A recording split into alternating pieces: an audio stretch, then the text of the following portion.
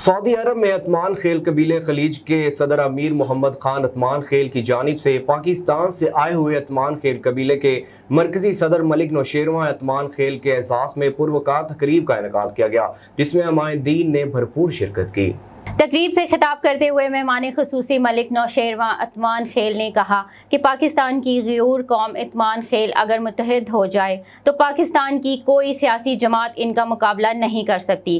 قبیلہ عثمان خیل ملک پاکستان کی وفادار اور محب وطن قوم ہے۔ قوم خدمات دی او هغه زمونږه کوم هرکلی کړی دی، د هغې ډېر شکرګزار یو. د عثمان خیل قوم ډېر شکرګزار یو چې هغې په هغه ملک زمونږه چې موږ ټول قومونه دلته مدعو کړو.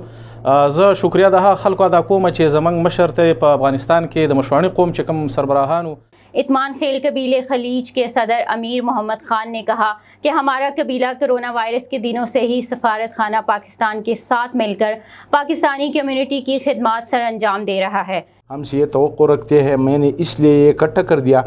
کہ ہمارے جتنے مسائل ہیں یہاں ایمبیسی کا ہے، جیل کا ہے، اور جو ہماری اوورسیز بھائیوں کے مسائل ہے، ساتھ میں ہمارے ساتھ یعقوب اور ساتھ میں سارے جو اقوام کے